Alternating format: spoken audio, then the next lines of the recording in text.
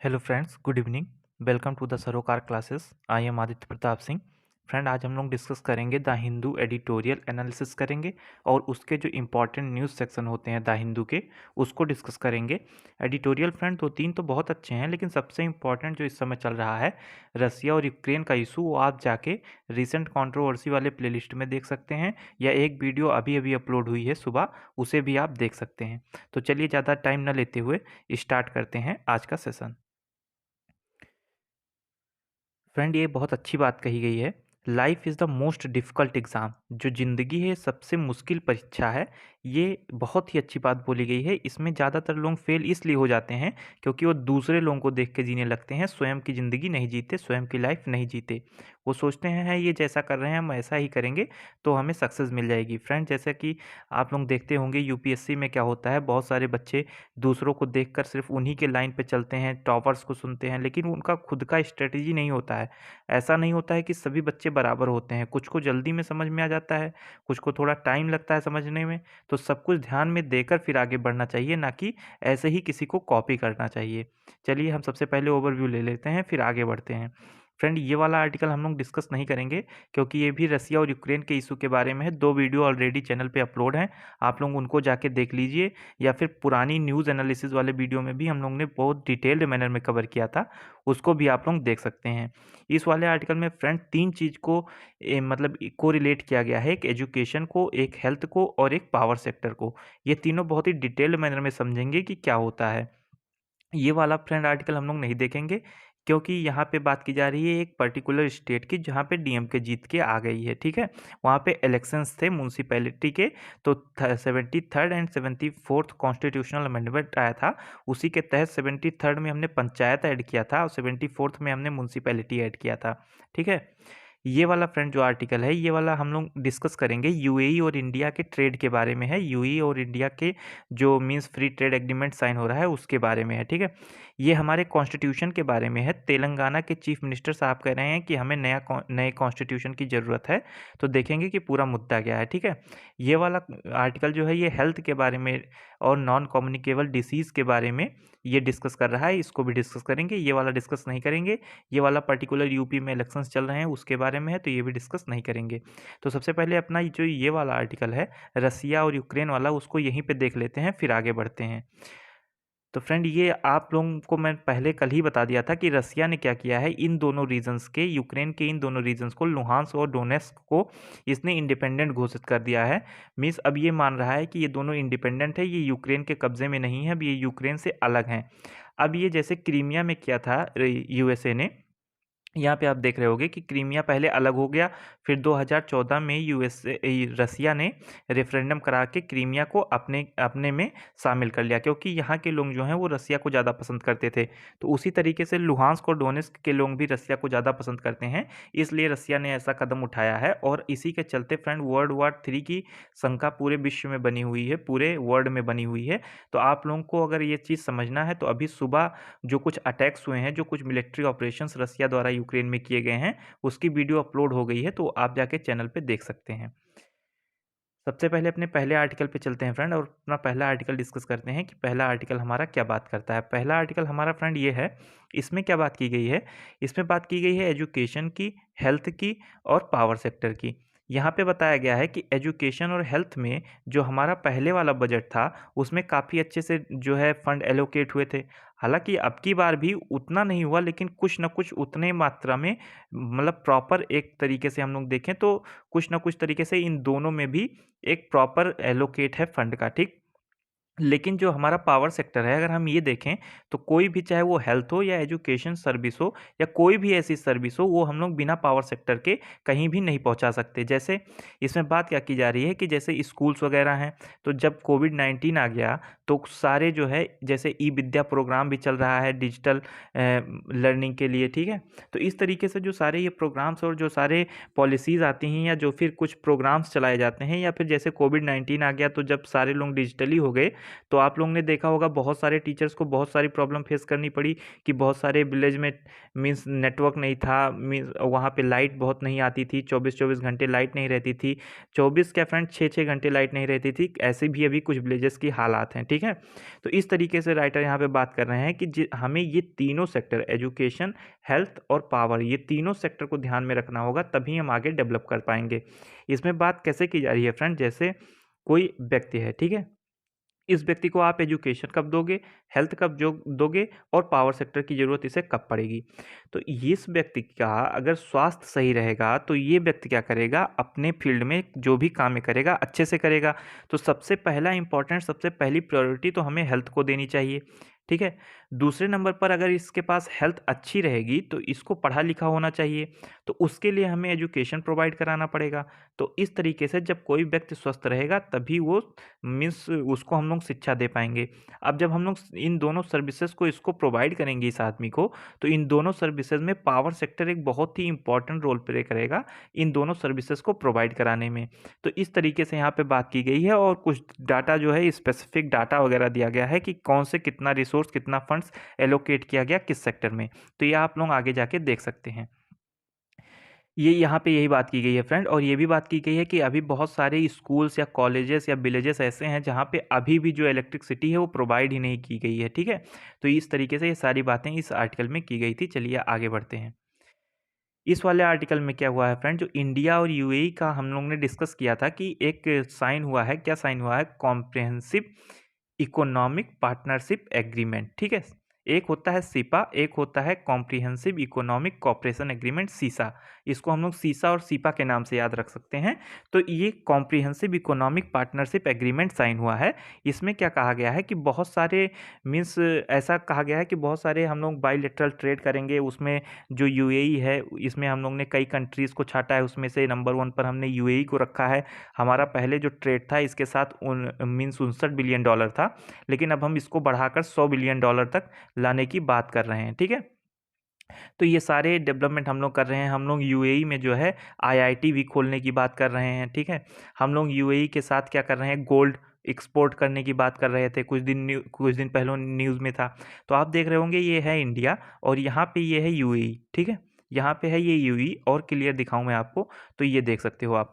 ये जो कुछ कंट्रीज़ हैं, यमन, ओमान, यूएई, यहाँ पे यूएई है, ठीक है। ये Saudi Arabia, Egypt, Syria, means ये जो कुछ ईरान, इराक, ये सब जो कुछ कंट्रीज़ हैं, ये लोग पहले ऑयल पे डिपेंड हुआ करती थी। लेकिन अब जो यूएई है वो कह रहा है कि अब हम लोग अपना डिपेंडेंसी ऑयल पे कम रखेंगे, और भी कुछ सेक्टर्स में हम लोग ट्रेड करना स्टार्ट करेंगे, ताकि जब कभी भी जो रिसोर्स वगैरह की कमी पड़े तो हम लोग केवल अगर ऑयल पे डिपेंड रहेंगे तो ऐसा हम लोग का आगे नहीं चल पाएगा। क्योंकि अब बहुत सारी कंट्रीज़ जैसा आप देख रहे होंगे कि खुद भी ऑयल वगैरह बनाती हैं, मीन्स इंपोर्ट करके लाती हैं, खुद ही यहाँ पे रिफाइनरी वगैरह करती हैं। तो इस तरीके से जैसे यहाँ इंडिया खुद कच्चा तेल खरीद के लेके आता है, तो अगर केवल ये लोग ऑयल पे डिपेंड रहेंगे तो उतना ज़्यादा डेवलप नहीं कर पाएंगे जितना ज़्यादा डेवलप करना चाहिए।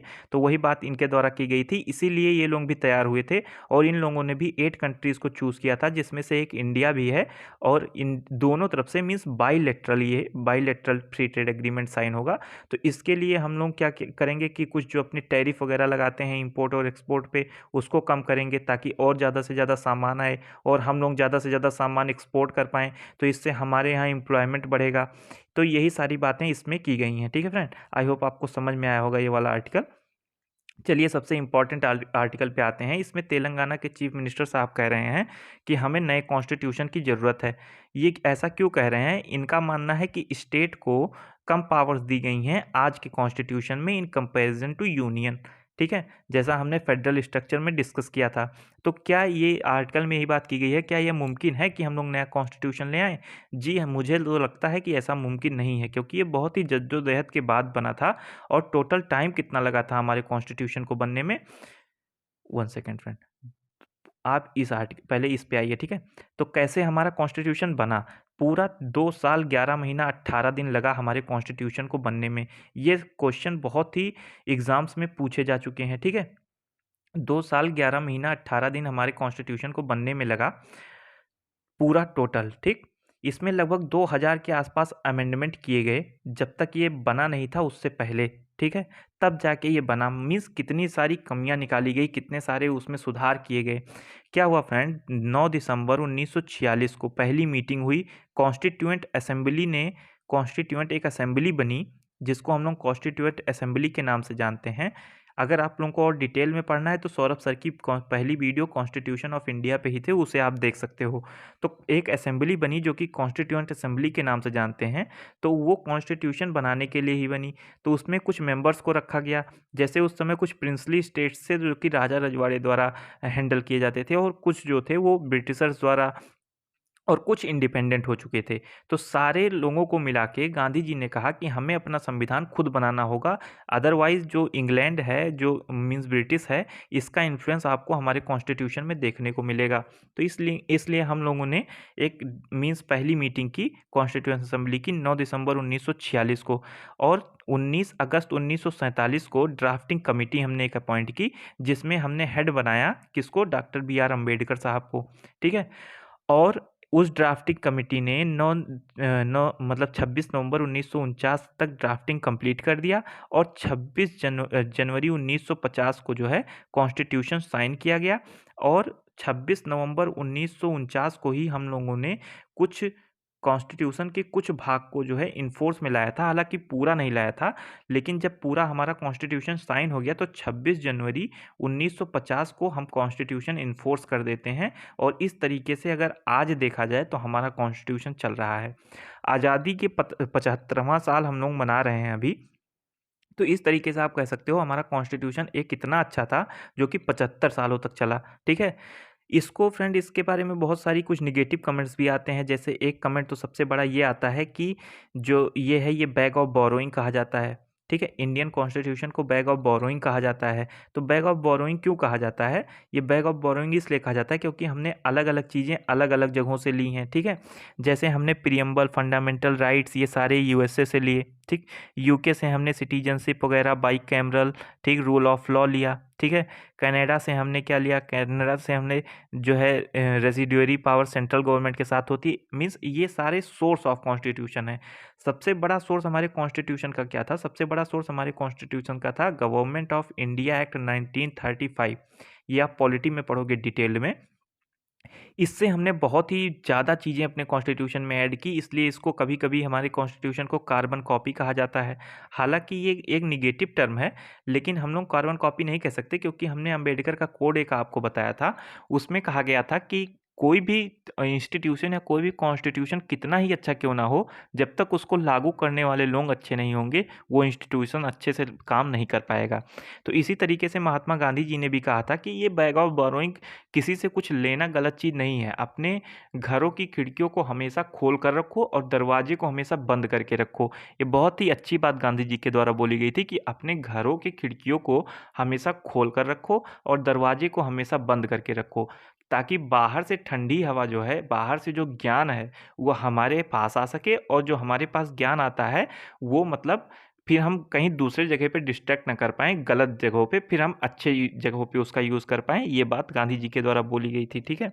उसी तरीके से एक इम्पॉर्टेंट फैक्ट ये है कि आज तक 448 आर्टिकल्स हैं, 12 शेड्यूल हैं, और 103 अमेंडमेंट नहीं, अब 105 अमेंडमेंट हो चुके हैं। तो ये वाली स्लाइड मैं आप लोगों को दिखाऊंगा।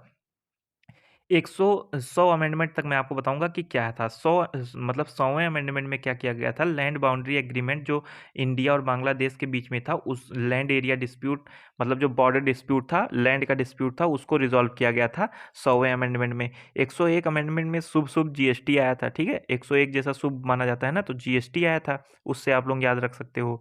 102वें अमेंडमेंट में क्या आया था कि national commission for backward classes, backward classes के लिए national commission for backward classes बना था। ठीक है। 130वें अमेंडमेंट में क्या हुआ था फ्रेंड कि जो ईडब्ल्यूएस कोटा से 10% रिजर्वेशन इकोनॉमिक वीकर सेक्शन को दिया जा रहा है, वो इंट्रोड्यूस किया गया था। ठीक है। 104वें अमेंडमेंट में क्या किया गया था कि 2 सीट्स जो हमारे पार्लियामेंट में, लोकसभा में 545 सीट होती थी, उसमें से 2 सीट एंग्लो इंडियन कम्युनिटी के लिए रिजर्व होती थी, उन दोनों सीट्स को हटा दिया गया था।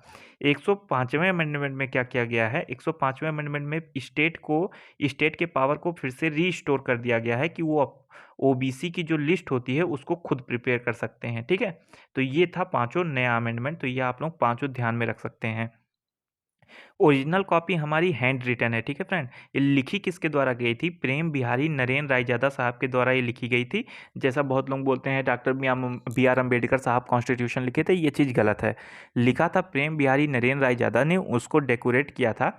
ठीक है। उसको डेकोरेट किए थे एक आर्टिस्ट थे फ्रेंड, नाम उनका स्लिप हो गया दिमाग से, तो उन्होंने इसको डेकोरेट किया था, ठीक है। तो इस तरीके से आप बोल सकते हो इतने जद्दोजहद के बाद जो कॉन्स्टिट्यूशन बना, जिसमें हम लोग ने लेजिस्लेचर रखा, एग्जीक्यूटिव रखा, जुडिशरी रखा, तीनों के अलग अलग फंक्शंस रखे, एक एक चीज़ पर ध्यान दिया कि अगर ऐसा होगा तो क्या होगा, अगर ऐसा होगा तो क्या होगा, ये फिर और इतने अच्छे अच्छे व्यक्तित्व अगर आप आज के समय में देखो पार्लियामेंट में, जैसा कि अभी सिंगापुर के पीएम ने कमेंट भी किया है कि हमारे यहाँ जो है ज़्यादातर एमपी और एमएलएस के खिलाफ केस चल रहे हैं, उसमें से 45% ऐसे हैं जिनके खिलाफ हीनस क्राइम के केसेस चल रहे हैं, ठीक है। तो अगर ऐसे लोगों को आप कॉन्स्टिट्यूशन बनाने की जिम्मेदारी दे दोगे तो फिर कॉन्स्टिट्यूशन कैसा बनेगा आप सोच सकते हो, ठीक है। ये कहा जाता है ओरिजिनल कॉपी जो है इंडियन कॉन्स्टिट्यूशन का वो हीलियम फिल्ड केस में रखा गया है ताकि खराब ना हो। तो मैं आपको दिखाता हूँ किस तरीके से रखा गया है हीलियम फिल्ड केस में। ये आप देख सकते हो फ्रेंड, इसी तरीके से हीलियम फिल्ड केस में पार्लियामेंट ऑफ इंडिया में हमारी कॉन्स्टिट्यूशन की कॉपी रखी हुई है, ओरिजिनल कॉपी। तो ये ऐसा कहना कि हम लोग को नए कॉन्स्टिट्यूशन की ज़रूरत है, ये एकदम मतलब आपको अगर हर्ट हुआ तो ठीक है, लेकिन अगर आप ये सोच रहे हो तो ऐसा हो नहीं पाएगा। अगर मेरे तरफ से देखा जाए तो ऐसा नहीं हो पाएगा, ठीक है। तो यही सारी बातें इसमें बताई गई थी। फेडरल स्ट्रक्चर हम लोग कहाँ से ले, ये आप ध्यान में रख सकते हो, ये हर एक एग्जाम में क्वेश्चन पूछा जाता है, ठीक है। चलिए अपने नेक्स्ट आर्टिकल पे बढ़ते हैं और हेल्थ के बारे में डिस्कस करते हैं। हेल्थ के बारे में फ्रेंड, जैसा कि अभी सुसाइड का केस बहुत ही ज़्यादा बढ़ता जा रहा है, जैसा कि हमने पहले कोर्ट में मीन्स आज के मोटिवेशनल थॉट में देखा, उसी तरीके की बात की गई है कि जो नॉन कम्युनिकेबल डिजीज़ हैं इनके बारे में भी हमको फोकस करके चलना होगा, ठीक। तो नॉन कम्युनिकेबल डिजीज़ कौन सी होती हैं, सबसे पहले तो आपको ये जानना होगा। नॉन कम्युनिकेबल डिजीज़ जैसे कार्डियोवास्कुलर डिजीज़, हार्ट का जो रोग होता है, कैंसर होता है, क्रोनिक रिस्पायरेटरी डिजीज़ होती हैं, डायबिटीज़ होता है, ये सारी नॉन कम्युनिकेबल डिजीज़ होती हैं। मतलब ये किसी को छूने से एक या मतलब जैसे इस इंसान को एक डिजीज़ है, ठीक है, इसको अगर इस इंसान ने छू दिया तो इस इंसान को ये डिजीज़ नहीं होगी, ठीक है। तो इसी को हम लोग नॉन कम्युनिकेबल डिजीज़ बोलते हैं, मीन्स ये फैलती नहीं है, छूने से नहीं फैलती है। ये और भी कुछ टाइप के नॉन कम्युनिकेबल डिजीज़ होते हैं, तो इन्हीं के बारे में बात किया गया है। तो सबसे पहले आप देखो, जो यूनाइटेड नेशन का जो सस्टेनेबल डेवलपमेंट गोल है, जिसको हम लोग 2030 तक बात करने की बात करते हैं, मतलब 2015 में मिलेनियम गोल था, 2015 के बाद हम लोग सस्टेनेबल डेवलपमेंट गोल लेके आए। तो अब इसमें थर्ड में बात की जाती है गुड हेल्थ एंड वेलबींग की। तो इसको अगर हम लोग और डिटेल मैनर में देखें थर्ड वाले को, तो इसी में बात की जाती है and epidemic of communicable disease and reduce mortality non communicable disease, इसी में बात की जाती है फ्रेंड। तो ये आपसे पूछा भी जा सकता है। तो 3.3 में कम्युनिकेबल के बारे में और 3.4 में नॉन कम्युनिकेबल के बारे में डिस्कस किया गया है। तो ये नॉन कम्युनिकेबल डिजीज़ को किस तरीके से मैनेज करना है उसके बारे में बात करता है। तो ये आर्टिकल पूरा उसके बारे में था। अब चलिए देखते हैं अपने न्यूज़ वाले पोर्शन को, ठीक है। ये फ्रेंड जो है, ये महाराष्ट्र के एक मिनिस्टर थे, ठीक है। इनको अरेस्ट कर लिया गया है मनी लॉन्ड्रिंग के केस में। और ये सुप्रीम कोर्ट ने ये भी बोला है कि मनी लॉन्ड्रिंग का केस ये ग्लोबल मीन्स ग्लोबल प्रॉब्लम बनता जा रहा है। तो मनी लॉन्ड्रिंग क्या होता है फ्रेंड, कि किसी भी पैसे को गलत तरीके से यूज़ करके मीन्स ब्लैक मनी को वाइट मनी बनाने के लिए ही मनी लॉन्ड्रिंग का प्रोसेस यूज़ किया जाता है, ऐसा आप बोल सकते हो, ठीक है। मीन्स ब्लैक मनी को वाइट मनी में जो कन्वर्ट किया जाता है, इसी प्रोसेस को मनी लॉन्ड्रिंग बोल सकते हो आप। तो जैसा कि सुप्रीम कोर्ट ने अभी कंसर्न जताया है कि जो विजय माल्या थे, नीरव मोदी थे, 14-18 हज़ार करोड़ लोग ये लोग लेके भागे भैया। अब एबीजी शिपयार्ड स्कैम हुआ है, अगर आपको ये नहीं पता है फ्रेंड तो रिसेंट कंट्रोवर्सी वाले प्लेलिस्ट में जाके आप देख सकते हो कि एबीजी शिपयार्ड स्कैम क्या है। तो इसमें तो 22,500 करोड़, लगभग 22,847 करोड़ रुपए का इसमें घपला हो गया। तो इस तरीके से जो मनी लॉन्ड्रिंग हो रही है, इसमें भी हम लोगों ने देखा था एबीजी शिपयार्ड कंपनी में कि कंपनी 28 बैंकों से लोन ली, फिर इस लोन को इसने डाइवर्ट कर दिया अलग अलग सब्सिडरीज में और कुछ पॉलिटिकल पार्टीज़ को। तो इस तरीके से इस समय मनी लॉन्ड्रिंग का केस बहुत ही ज़्यादा होता जा रहा है। तो आप लोग इसको ध्यान में रख सकते हो। और ये मिनिस्टर जो हैं ये पकड़े जा चुके हैं, ठीक है। नवाब मलिक नाम था इनका। अब हम लोग देखेंगे फ्रेंड कि रसिया ने बोला है कि चाहे जितने सैंक्शन लगा लो, यस 400 डील हम लोग इंडिया को स्टॉप नहीं मतलब बंद नहीं करेंगे देना। डील इंडिया के साथ जो हमारी रसिया के साथ यस 400 वाली डील चल रही है, इसमें कोई रुकावट नहीं आएगी, चाहे यूएसए चाहे जितना सैंक्शन लगा ले, ठीक है। ये फ्रेंड राजस्थान में जो ओल्ड पेंशन स्कीम थी उसको वापस लाने की बात की जा रही है। और ये एक आप ध्यान में रखिएगा कि तमिलनाडु से 1 ईयर कोटा लॉ रिलेटेड है। ये कभी टाइम मिलेगा तो आप लोगों को बता दिया जाएगा कि तमिलनाडु से रिलेटेड है 1 ईयर कोटा लॉ, ठीक है। ये एक क्वेश्चन मैंने देखा था इसलिए यहाँ पे रख दिया। फ्रेंड मिलन एक्सरसाइज होने वाली है विशाखापट्टनम में, जिसमें बहुत सारी कंट्रीज आने वाली हैं।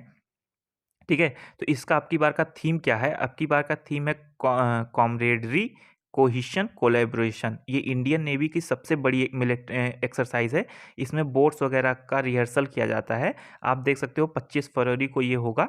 ठीक है, तो इसमें अभी जो रसिया और यूक्रेन का टेंशन चल रहा है उसी के बारे में कंसर्न जताया गया है कि जो और भी कंट्रीज आने वाली थी, अब देखिए किस तरीके से हो पाता है। ठीक है, तो ये मिलन एक्सरसाइज है जो कि इंडियन नेवी द्वारा इनॉग्रेट किया जाता है।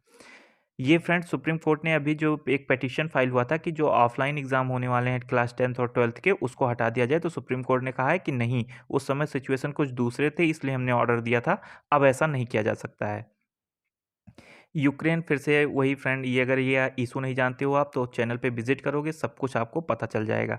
चाइना बोल रहा है जो रसिया और यूक्रेन के बीच में टेंशन चल रहा है, इसमें कहीं ना कहीं यूएसए का हाथ है। यूएसए और उसके कुछ एलाइज जो हैं, उसके कुछ जो मित्र हैं, उन्होंने रसिया पर सैंक्शन लगाना चालू कर दिया है।